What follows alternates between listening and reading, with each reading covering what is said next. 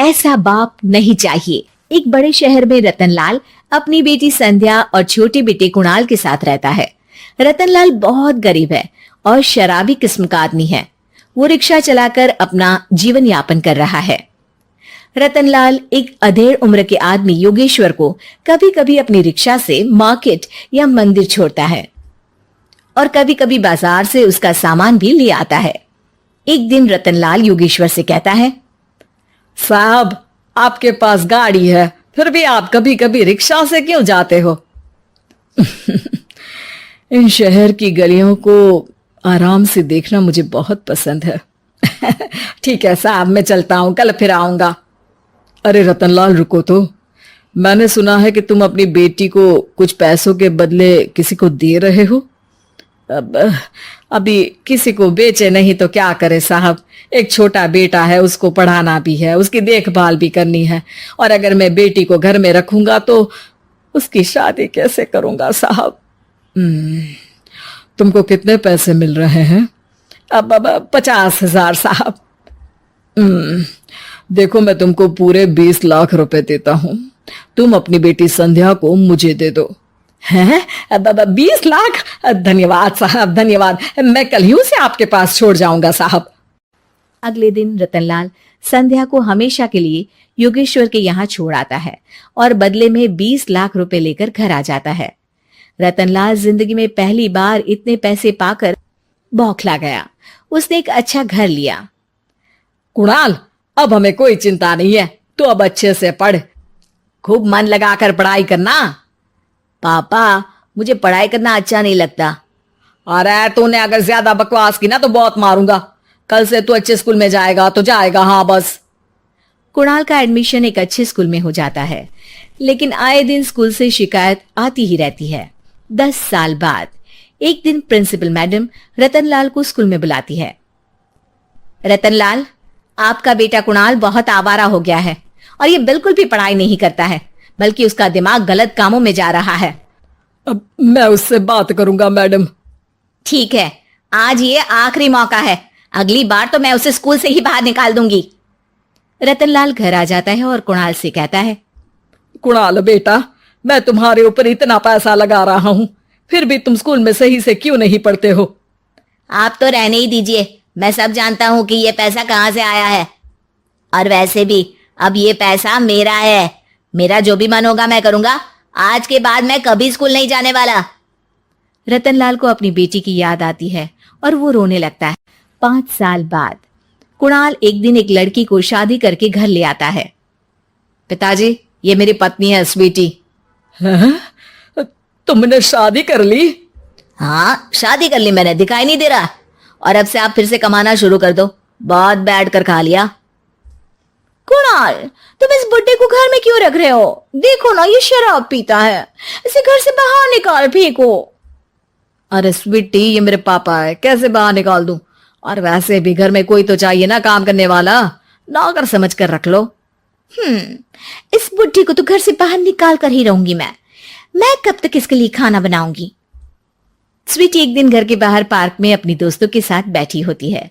तभी वो रतनलाल को बुलाती है। पिताजी, मेरे कमरे में मैं अपना फोन छोड़ आई हूं, जरा लाकर तो देना। हाँ, जरूर, अभी लेकर आता हूं। रतनलाल फोन लेकर आ जाता है। कुछ समय बाद स्वीटी के फ्रेंड्स भी चले जाते हैं। स्वीटी अंदर आकर शोर मचाती है। चोर चोर! कहाँ है चोर? मुझे तो यहाँ कुछ नहीं दिख रहा।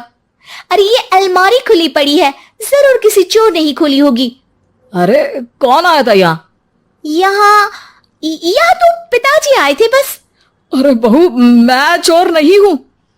मुझे तो आप पर अब बिल्कुल भी विश्वास नहीं है पिताजी, क्योंकि जब आप पैसे के लिए दीदी को बेच सकते हो तो आप चोरी भी तो कर ही सकते हो।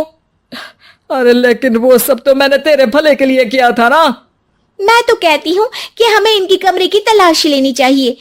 तुम बिल्कुल सही कह रही हो, चलो। स्वीटी और कुणाल दोनों रतनलाल के कमरे की तलाशी लेते हैं और उन्हें वहां स्वीटी की ज्वेलरी और पैसे मिल जाते हैं। मैं तो पहले ही जानता था कि चोर आप ही हो। निकल जाओ मेरे घर से और दोबारा अपनी शक्ल मत दिखाना। रतनलाल आंखों में आंसू लिए घर से निकल जाता है। स्वीटी मन ही मन सोचती है, आज तो मेरी प्लानिंग सफल हो गई। जैसा मैं चाहती थी ऐसा ही किया और बड़ी आसानी से उस बुड्ढी को चोरी का इल्जाम लगाकर घर से भगा दिया। रतनलाल की हालत अब ज्यादा खराब हो गई और वो सड़क पर बैठकर भीख मांगकर खाने लगा। एक दिन वहां एक गाड़ी आकर रुकी और सड़क पर बैठे सभी भिखारियों को अपने सेंटर ले गई। एनजीओ की मालिक संध्या एक एक करके सभी को सुविधा मुहैया कराती है। तभी उसकी नजर रतनलाल पर पड़ती है।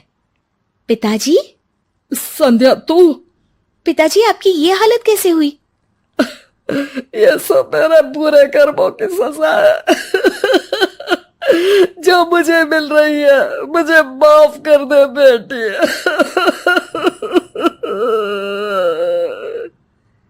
पिताजी, मैं आप पर बिल्कुल भी गुस्सा नहीं हूं, क्योंकि आपने मुझे यहाँ भेजकर अच्छा ही किया। मेरी जिंदगी बदल गई। लेकिन ये सब हुआ कैसे बेटा? आप ये नए कपड़े पहनो, तब तक मैं योगेश्वर अंकल को बुला कर लाती हूँ। योगेश्वर अंकल? हाँ अंकल। योगेश्वर जी ने तुझसे शादी नहीं की थी? नहीं तो पापा, उन्होंने तो मुझे पढ़ा लिखा कर इस काबिल बनाया है कि मैं आज सबकी सेवा कर पा रही हूँ। रतनलाल पश्चाताप करके रोता रहता है। तभी योगेश्वर भी वहां आ जाता है। रतनलाल जी, आपकी ये हालत कैसे हुई? इतने सारे पैसों के बावजूद भी? क्योंकि मैंने बेटे और बेटी में भेदभाव किया था। लेकिन आपने ये कैसे किया? मुझे ये जानना है, बताइए।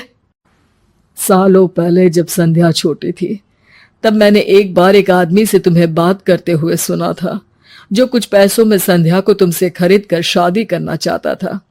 मैं उस समय एनजीओ में बच्चों के लिए ही काम कर रहा था और मैं किसी भी लड़की की जिंदगी खराब होते नहीं देख सकता था। इसलिए मैंने अपने जीवन की कमाई का एक बड़ा हिस्सा तुम्हें दे दिया था। सच में कितना गलत था मैं। मुझे माफ कर दो। अब आप दोनों मेरे साथ घर चलो और आज मैं अपना सच्चा प्रायश्चित करना चाहता हूं। योगेश्वर और संध्या रतनलाल के साथ घर जाते हैं। स्वीटी दरवाजा खोलती है। चोर भिखारी, तू फिर से आ गया? चल भाग यहाँ से बुड्ढे। ये घर तुम्हारे बाप का नहीं, मेरा है। बाहर निकलो यहाँ से। रतनलाल कुणाल और संध्या को घर से बाहर निकाल देता है। योगेश्वर जी, अब ये घर आपका है और अब आप यहाँ एक और एनजीओ खोल सकते हैं। शायद अब ये सच्चा प्रायश्चित है। संध्या अपने पिता के गले लग जाती है।